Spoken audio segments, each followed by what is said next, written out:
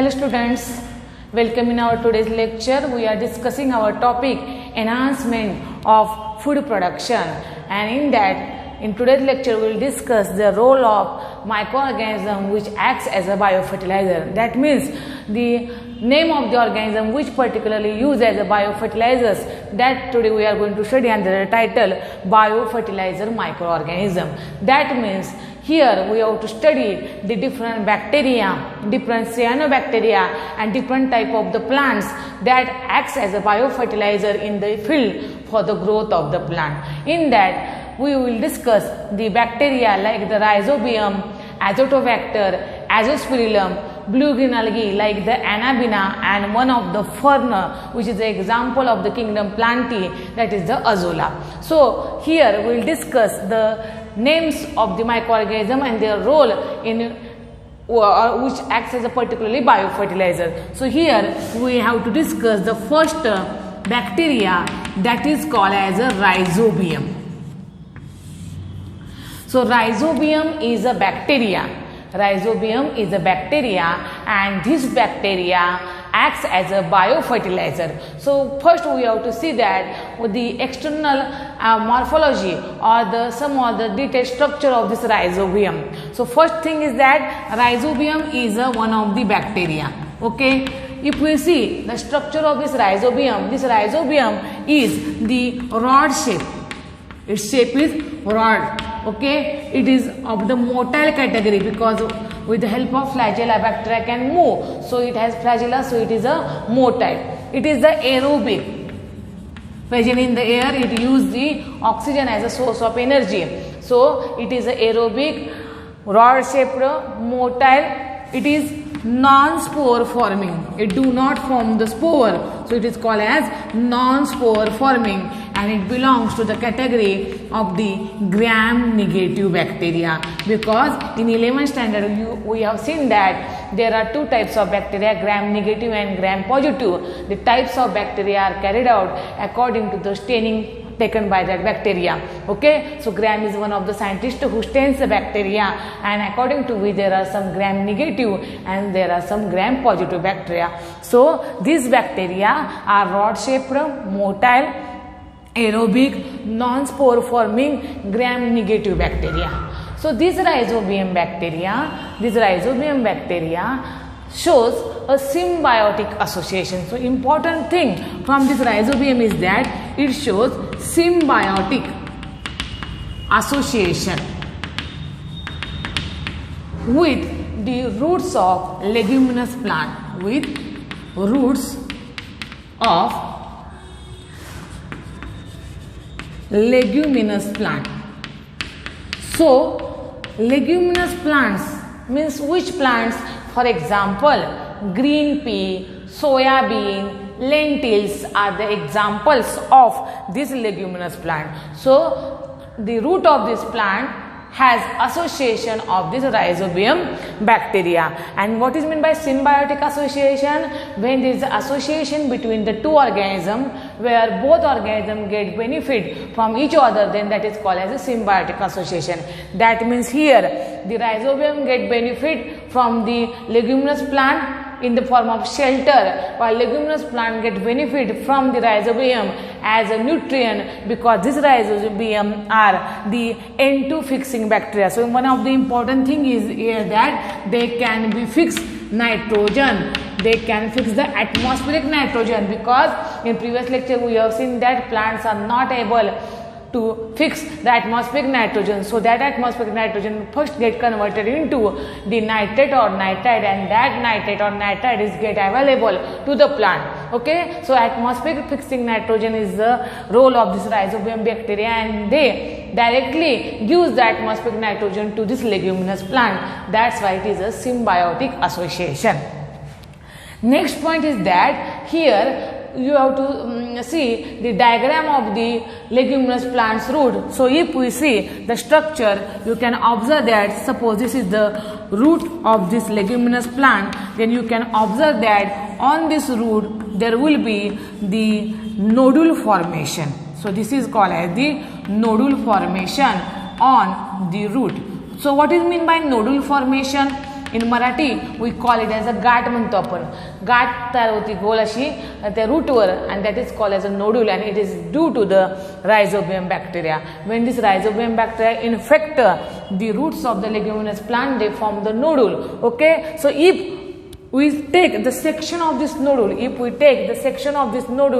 then you can observe the figure like this. Okay, you can observe the figure like this. So this is the structure of TS of root nodule. Okay, you can observe the figure like this.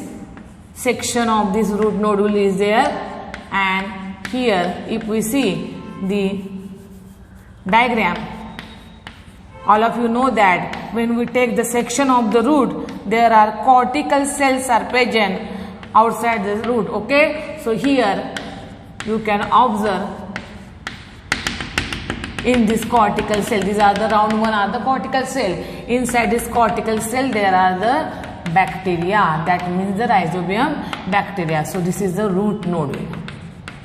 Okay, this root nodules is there. Inside the root nodule there are cortical cells are there, and inside these cortical cells there are bacteria will be there. And here you can observe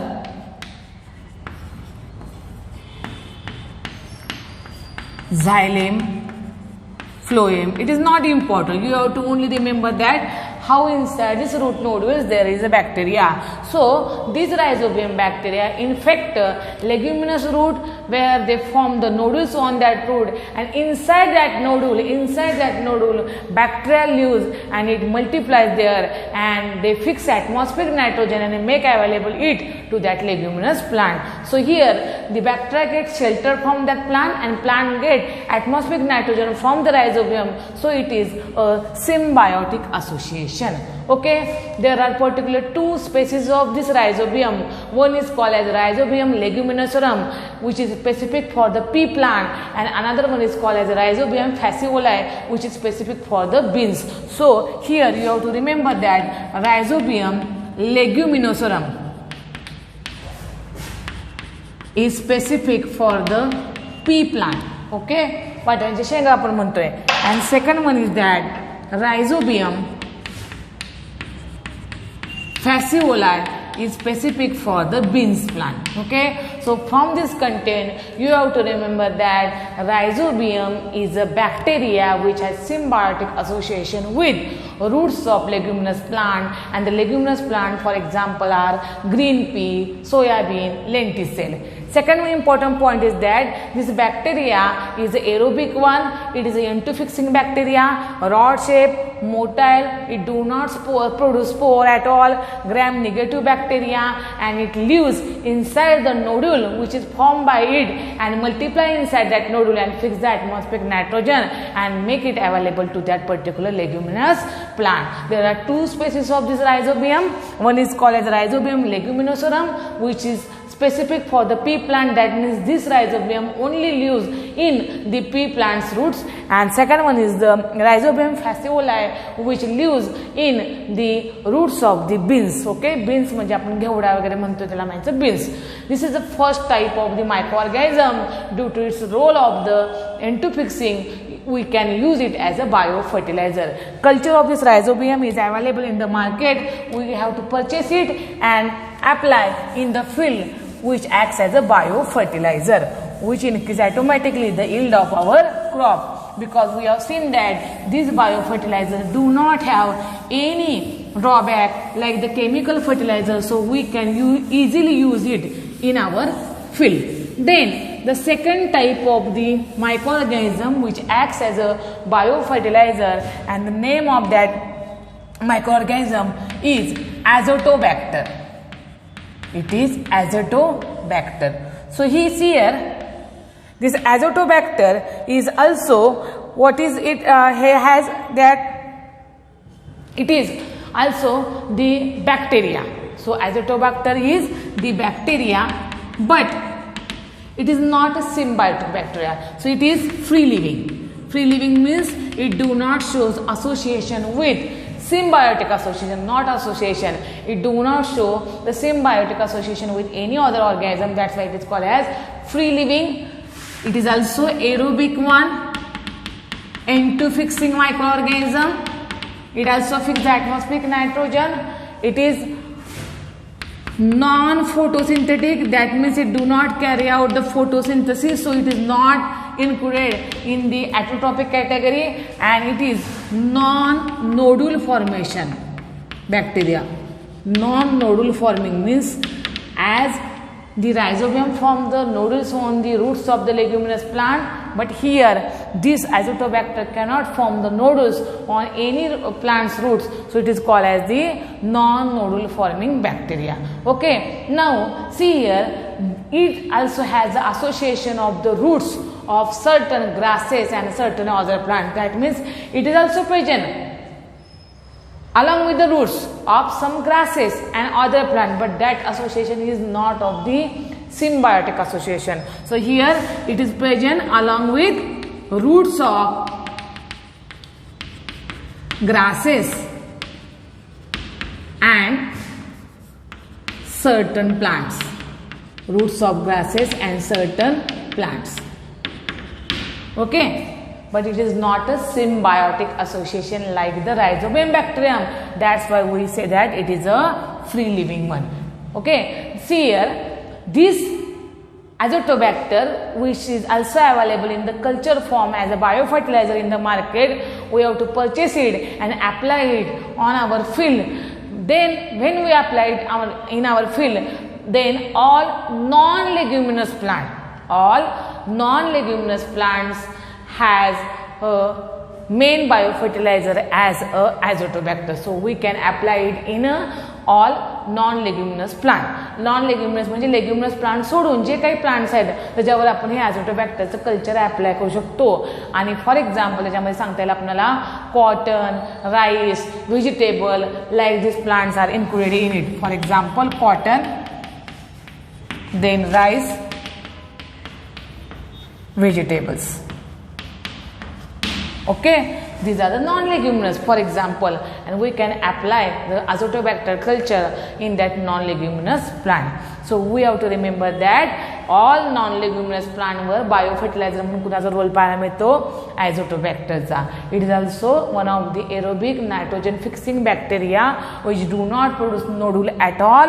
It is a free living bacteria, and it is also present along the root of some grasses and some other plant, but it acts as a biofertilizer only in the plant which are of the non-leguminous category. Okay, now we will discuss the third type of the microorganism which has also role as a biofertilizer, and its name is Azospirillum. Its name is Azospirillum. So one is the Rhizobium, second one is the Azotobacter, and the third microorganism that is called as Azospirillum. Azospirillum. Now again see here, this is the bacteria. Okay, it is also free living, aerobic, and N2 fixing bacteria. Okay, it also shows association with the roots of plants, but these plants are the roots of plants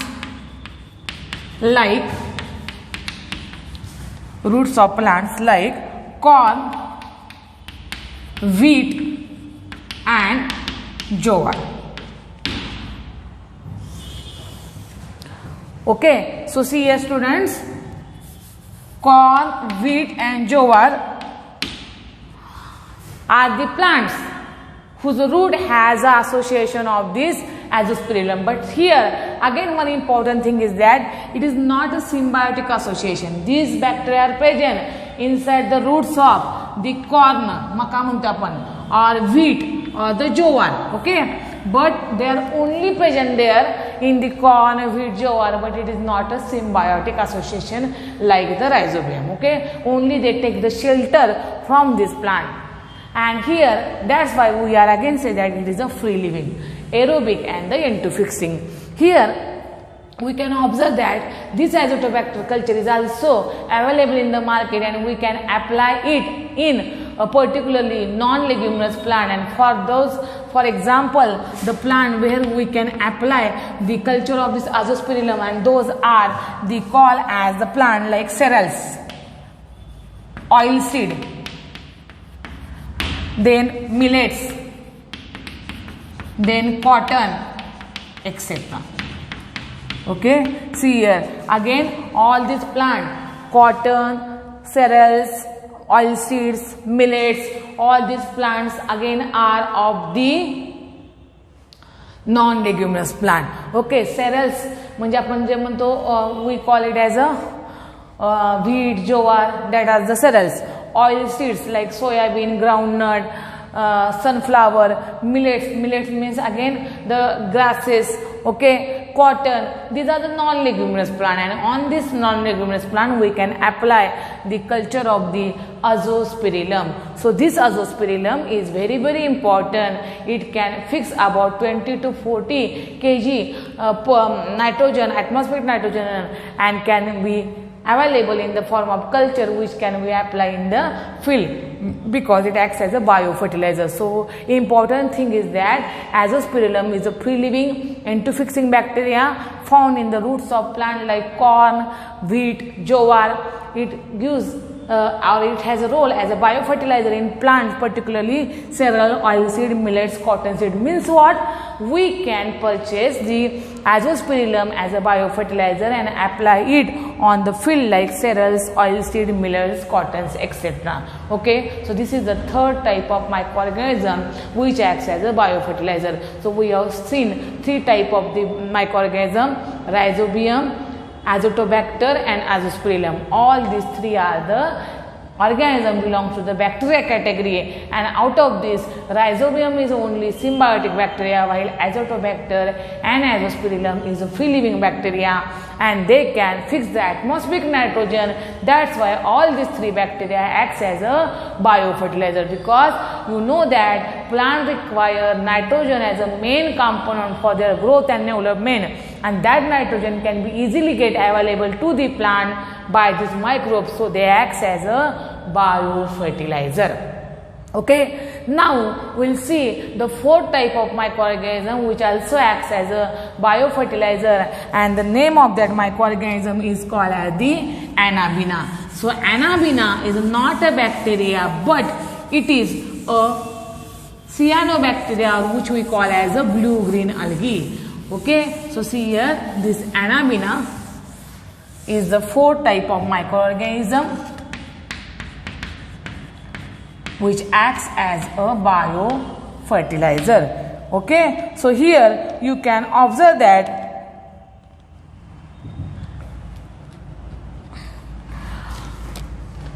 everyone know that this Anabaena is a type of blue-green algae, or we also call it as a cyanobacteria.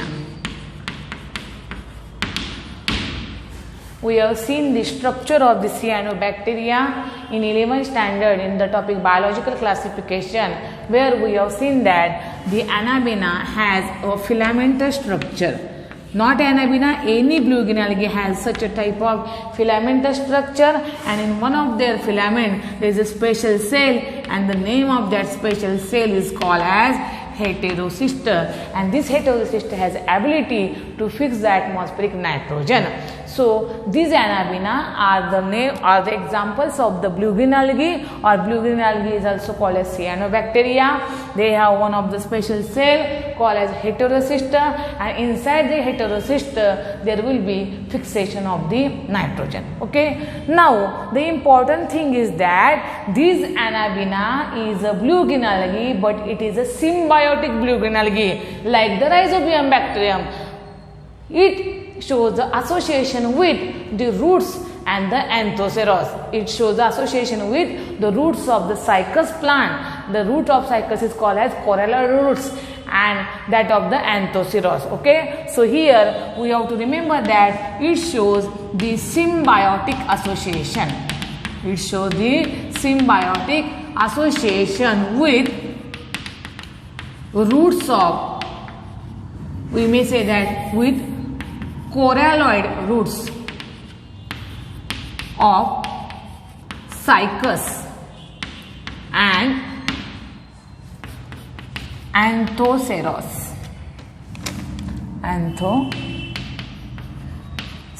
thallus. Okay, so see here students, one important thing that you have to remember, that symbiotic association other than rhizobium is of the Anabaena, but Anabaena is not a bacteria, it is an example of blue green algae. It shows association with corollary roots of cycas and the thallus of the anthoceros.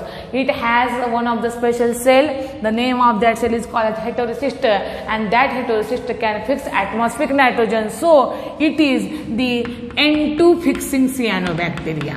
It is the N2 fixing cyanobacteria. It can fix the nitrogen and that's why it acts as a biofertilizer. So its culture is also available in the market. We have to purchase it, and if we apply it in our field, particularly see here, in any field we can use the culture of this Anabaena because it automatically increases the crop yield due to its nitrogen fixing ability. So here the important thing is that its association with roots of cycas and the anthoceros thallus. It is one of the bryophyta and it has also association of this Anabaena. Okay, so here the fourth type of microorganism is the Anabaena. And the last microorganism is nothing but, it is not a microorganism, it is an example of the fern. It belongs to the kingdom Plantae and the name of it is the Azolla. So this Azolla has association of this Anabaena bacteria. So here we have to see that the fourth type of the organism, which is nothing but the Azolla plant. So Azolla is not a microorganism, neither bacteria nor blue green algae, but it is a free aquatic water floating fern. So we call it as a water floating fern. Okay. It is a water floating fern. Here the important characteristics of Azolla is that if we see the diagram of this Azolla, you can observe that here their leaves are there which also float on the water, stem part is there, leaves are there. This Azolla has a bilobe leaves. Bilobe means the leaves has two lobes, dorsal lobe and the ventral lobe. Here the leaves and stem parts floats on the water surface, and we see the leaves of the particular plant, because leaves is very important, because inside the leaves there will be one of the blue green algae is present, and that is of the Anabaena. So here Azolla is a water floating fern. Its leaves has two lobes, dorsal lobe and the ventral lobe. Okay, but on the dorsal side of leaves, on dorsal lobe, inside the leaves there is one of the cavity in which the parenchyma, it is a type of the simple tissue, is present. So on dorsal lobe, in the cavity of parenchyma, in the cavity of parenchyma, you can observe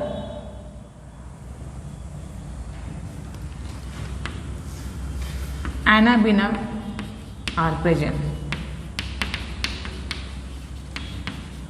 So just we have seen the Anabaena, which is a type of blue green algae. But see here, it is not a symbiotic association, only in the dorsal lobe of the leaves in the cavity. That cavity is called as the erenchyma. Erenchyma is a type of the tissue which is present in that particular leaves, and in that tissue there will be observed the Anabaena filament. So if we draw the diagram of the dorsal lobe of the leaves, you can observe that, suppose this is the dorsal lobe of the leaves of the Azolla. Inside it there is a cavity, and in that cavity, which we call as the erenchyma, you can observe the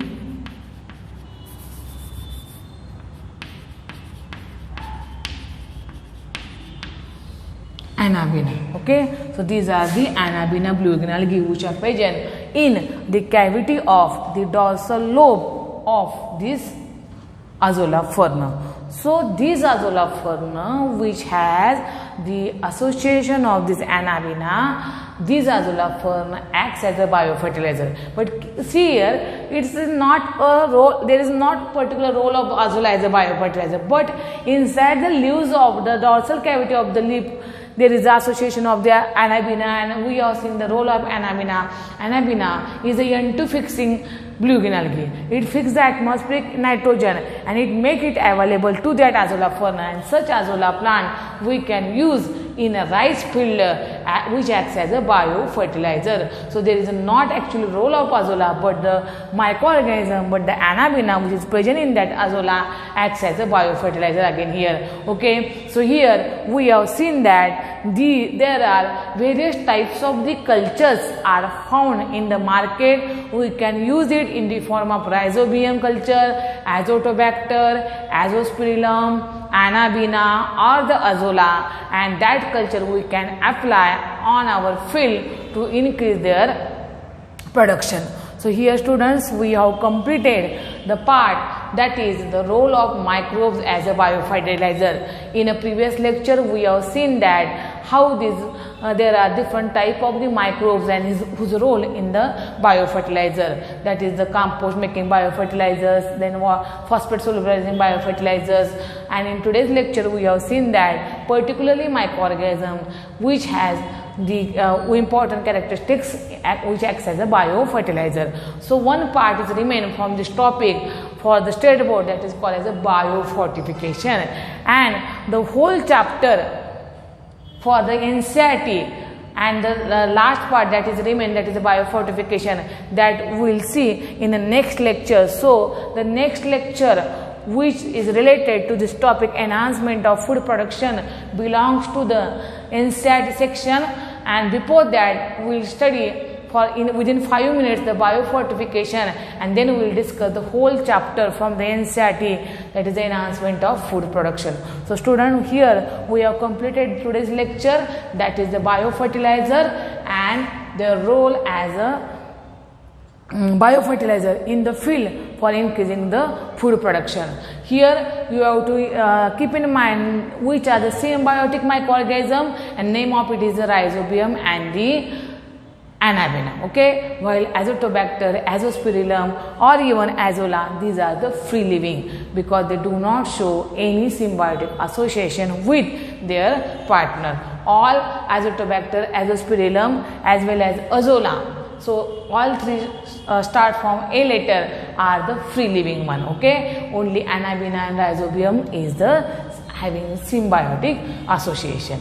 So this chapter, enhancement of food production, includes both botany and zoology section, but zoology section can be removed, has removed already for the state board, but for NEET level we have to discuss both zoology and botany section. So here only botany section I will complete for the from the NCERT, and zoology section will be completed by the Bhapkar madam. So thank you for today's lecture.